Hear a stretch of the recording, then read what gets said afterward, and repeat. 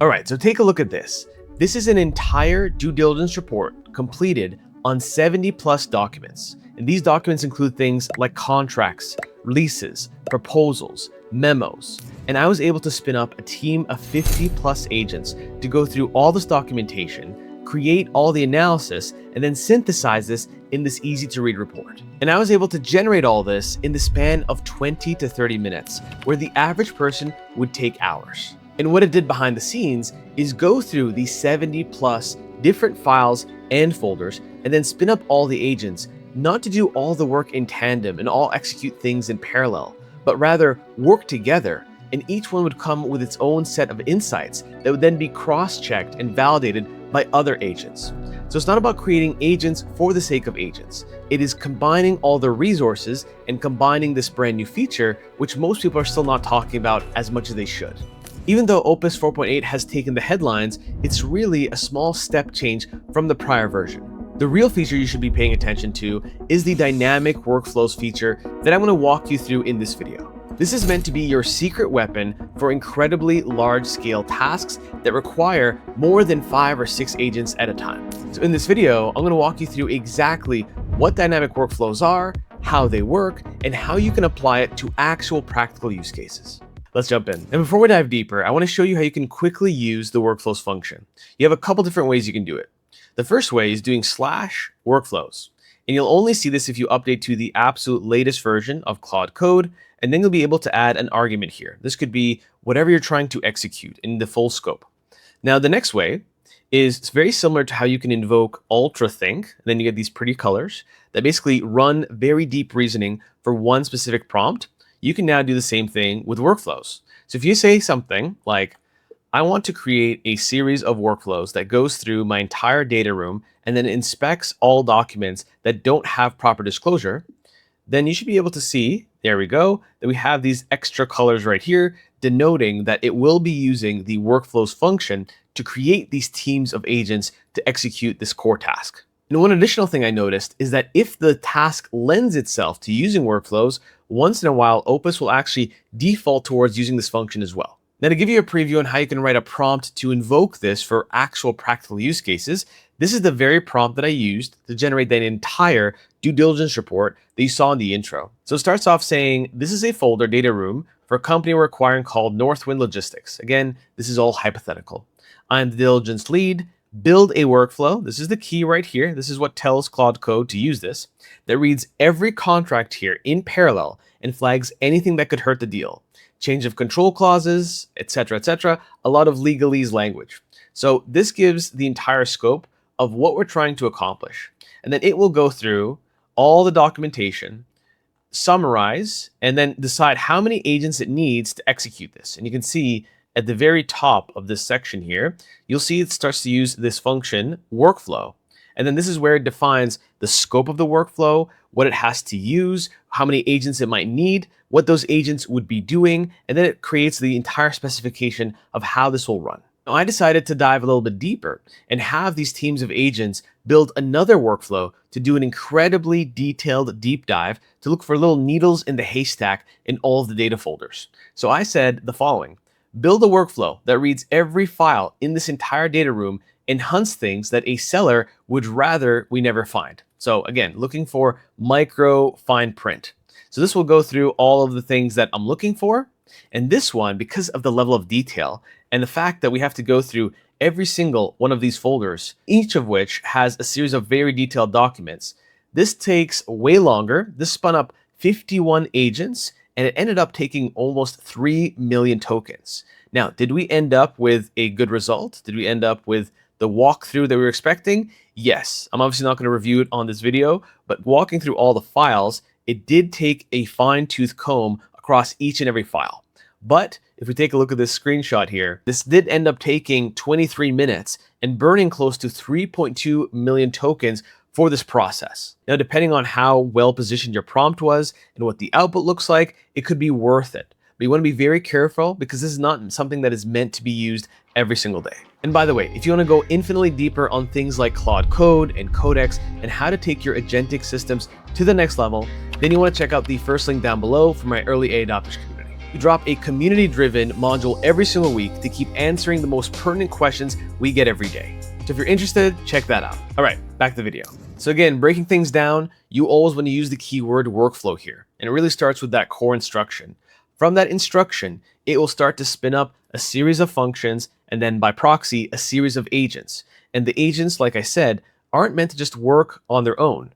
They're meant to create some form of outcome or derive an insight, depending on the task at hand, and then have other agents kind of spar with them to decide, is this a legitimate insight? Does this deserve to end up in our final output? And the natural inclination from anyone looking at this feature is, this is yet another way that Anthropic is trying to push you to burn as many tokens as possible so you pay more.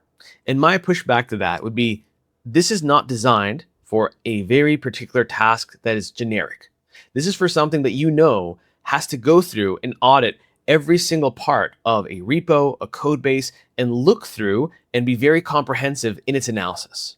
And theoretically, if you were to spin up a series of agent teams over and over again to accomplish the same task, one agent team costs around 250,000 to 300,000 tokens on average for one particular task, because those agents are working together. They're spinning up the equivalent of a Kanban board, looking at tasks in to do, in progress, and completion. And you could do this 3 or 4 times, which would bring you to above 1 to 1.5 million tokens.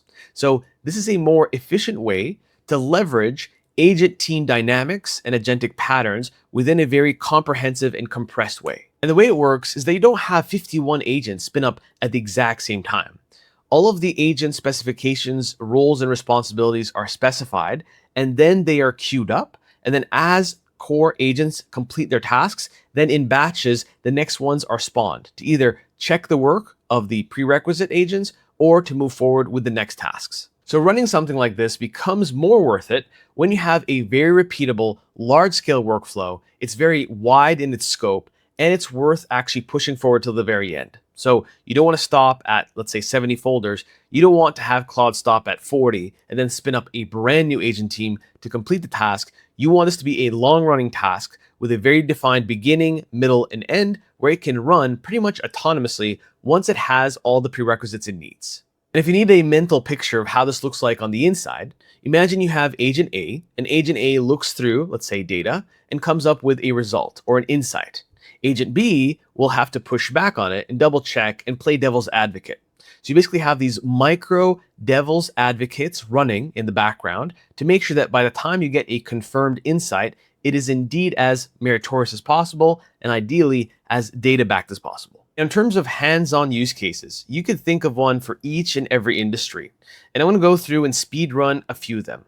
So imagine in law, like you saw in the data room example, you could read every contract in a data room and flag all the deal killers before you actually enter a meeting.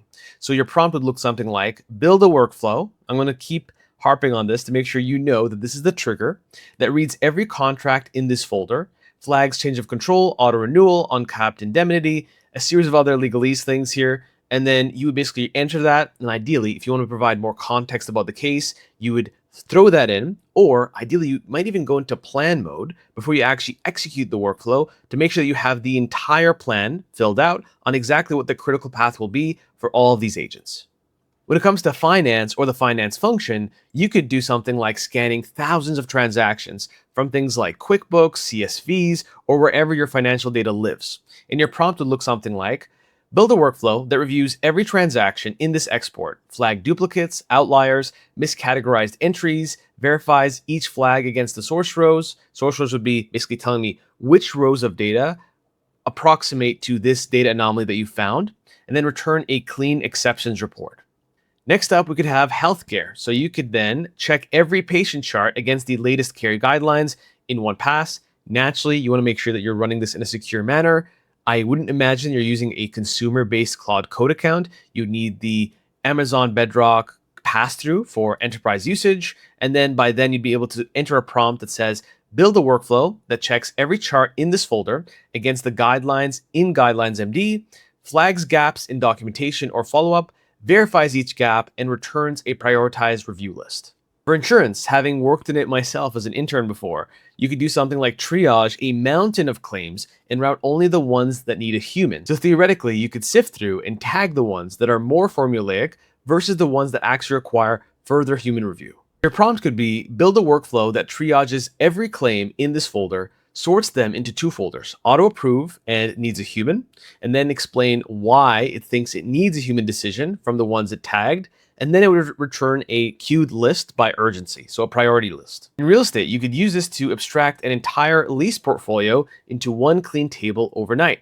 So if you have a bunch of lease contracts and you want to be able to go through them and consolidate them, you'd be able to run a workflow that says, abstract every lease in this portfolio, pull rent, renewal, term, and key dates into one table, verify each extraction against the document, and flag anything unusual. So especially when it comes to anomaly analysis, looking for weird things amongst large swaths of data, this becomes a very helpful tool, and in many cases, it's worth the token burn. Naturally, given that it's Claude Code, this feature is primarily designed for software engineering, even though I'm showing you more business-oriented use cases.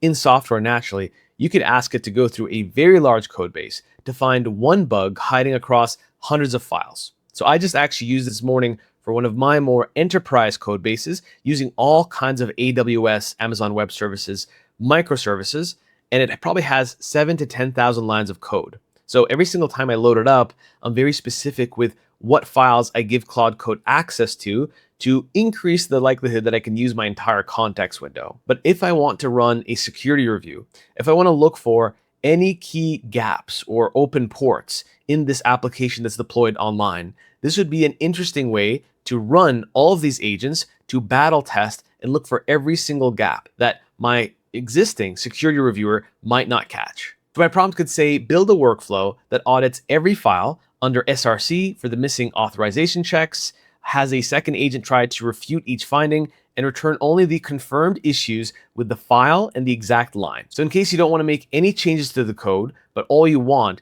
is a review of where to review said code for a human-in-the-loop developer to take a look and see, is it worth actually changing this? Then this could put it on a silver platter for you. Now for marketing folks, you could use this for competitor analysis. So let's say you lined up a list of 100 of your closest competitors in your country, your region, etc. You could write a prompt that says, audit each competitor site in this list for messaging, offers, and SEO gaps, and then cross-check the findings and return one overall competitor sheet. Now, could you run this without this feature? Potentially. What if the number becomes 1,000 or 3,000? An agent team or a series of sub-agents would struggle to accomplish this task. Now for our second last example, when it comes to recruiters, you're dealing with hundreds, if not thousands of applications that you have to sift through, or you rely on your existing application tracking system to go through. Instead of using that ATS, that could be flawed. If you have a certain criteria that you want to be able to filter through and not have it offloaded onto another system, then you could say, build a workflow that scores every resume in this folder against the rubric in, let's say, a markdown file that you put together, potentially using AI, and has another agent, or in this case, many agents, check each score for bias and consistency and return a ranked shortlist with reasons and rationale. So now instead of just getting this spitted out list from your ATS system, which is basically looking for keywords or semantic search, you now have something that's a lot richer. And last but not least, when it comes to the thorny topic of compliance, you could write a prompt that says, build a workflow that checks every policy in this folder against the standard in, let's say, some markdown file you put together, flags each gap, has a second agent or a series of agents refute false positives, and return a ranked remediation list. So hopefully you can get the gist now.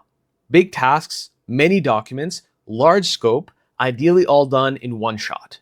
And that's pretty much it. Hopefully this gives you a good walkthrough of what dynamic workflows are and when it might make the most sense for you to use them. If you want access to all the prompts I showed you right now, on top of the ones I showed you at the very beginning, you can grab all of them completely for free in the second link down below. And for the rest of you, if you found this to be a hype-free walkthrough of this feature and you want to see more content just like this, then please leave me a like on the video. And if you so choose, a comment would be super helpful as well. I'll see you in the next one.